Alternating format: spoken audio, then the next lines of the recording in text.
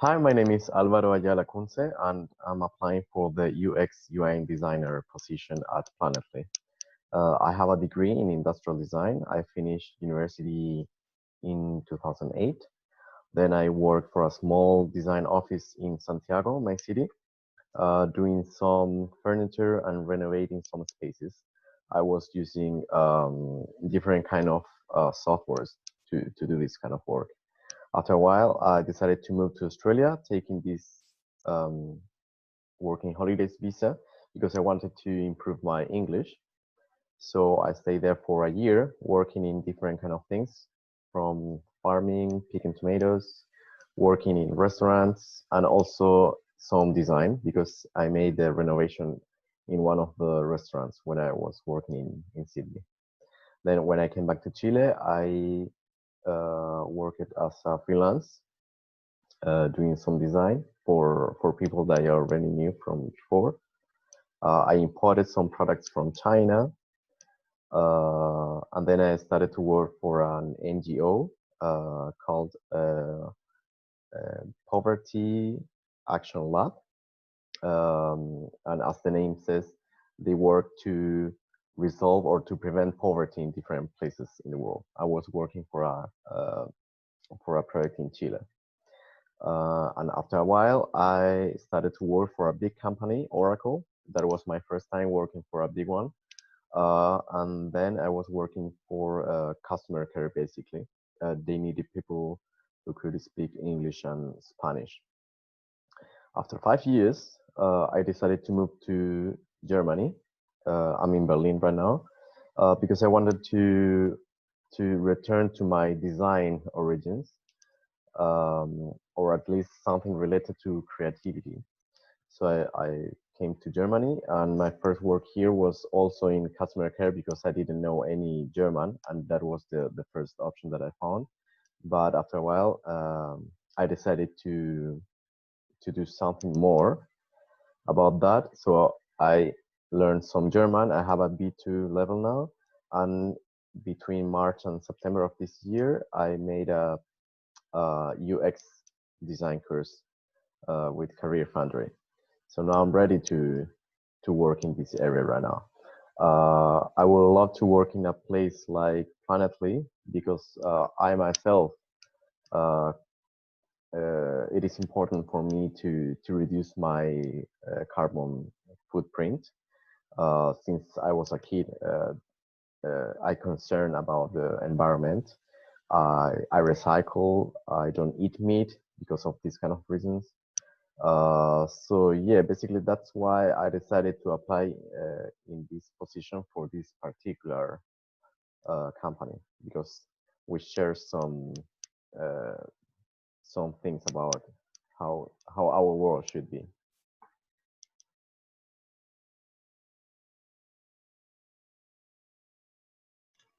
Regarding my strengths, I would say that all this experience working in different kind of positions and with different kind of people has given me a very open mind.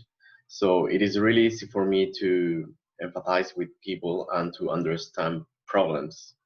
It is easy for me to resolve problems talking with the people, even if this person comes from a different culture or different country and speaks another language totally different than mine. Um, so yeah, for me it's very easy to start a new work in a new position, even if it's something totally new for me, thanks to this experience that I have from the past. I'm also very punctual, and it is very important for me that everybody is punctual. I think it's something that reflects respect for your work and for the others. And I like to respect also any kind of rule that you have in a company. For example, if you say that you cannot request vacations 2 weeks before because you had to schedule it at least 1 month before taking vacations, I will respect this kind of rules always. So um, I don't like to be this kind of employee like being a problem with the boss, like discussing this kind of small details and small issues, because I always respect these kind of rules that are very important for me.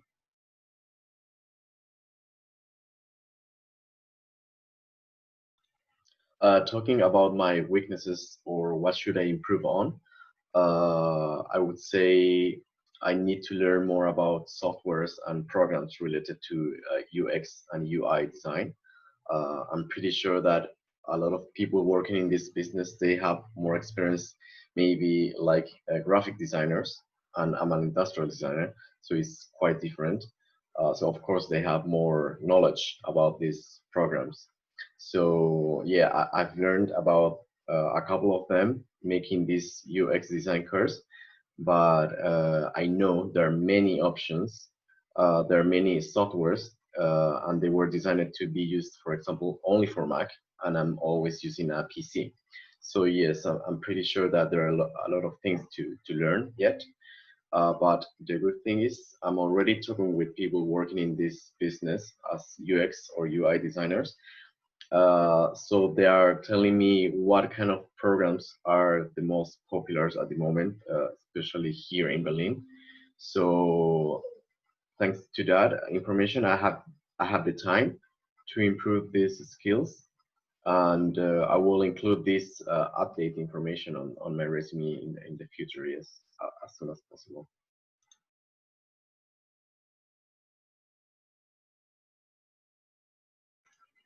When I was working for this NGO, JPAL, Poverty Action Lab, we had to assess um, reading comprehension in public schools in Chile in different cities.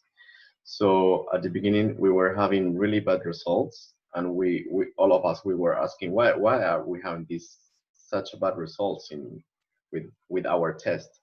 So after a while, I realized some of our questions, um, they included too complex words, thinking about 8-year-old children, and also some instructions were kind of incomplete. For example, one exercise was uh, uh, 10 questions about Pedro. Pedro was a kid living in Osorno. Osorno is a city in the south of Chile. But the problem was like you had 10 questions about Pedro in Osorno, and then you had a map showing Osorno. But the thing is, we didn't include a word like saying like map of Osorno, city of Osorno, Osorno, nothing to do.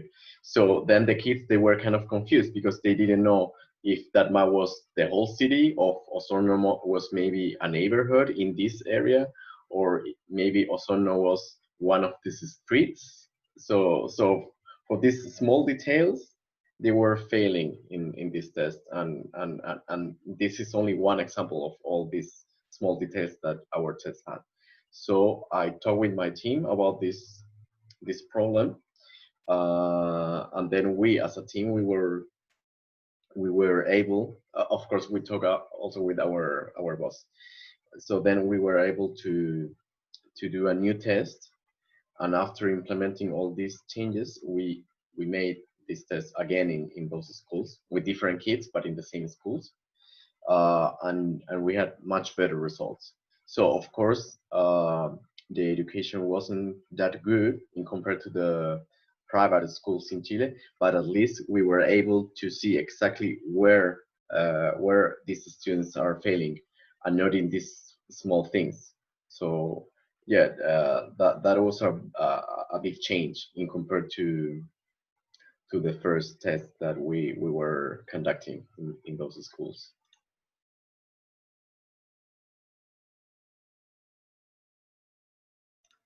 When I was working as a freelance importing products from China to Chile, um, I wanted to handle everything. So I didn't talk with anybody about this project. So I was working by myself because I was pretty sure that the products that I was importing from China, they were so amazing and so new and so exclusive that everybody in the Chilean market, they will love them. They will buy it like automatically. But after a while, I realized that it wasn't like that.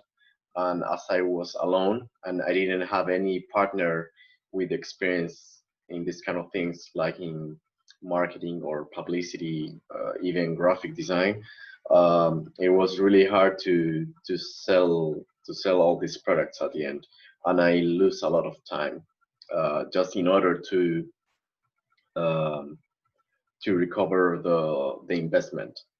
So yeah, I did it this because I wanted to handle everything, but at the same time I wanted to receive all the benefits, and that was a mistake. So if I do these kind of things again, definitely I will work with at least one partner. Um, I learned it from from this experience.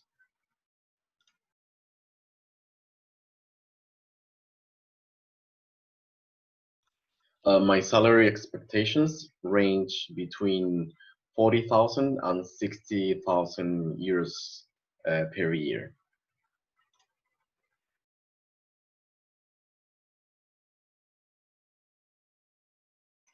Well, yes, I have three questions. First of all, I would like to know what exactly do you expect from me as a UX UI designer?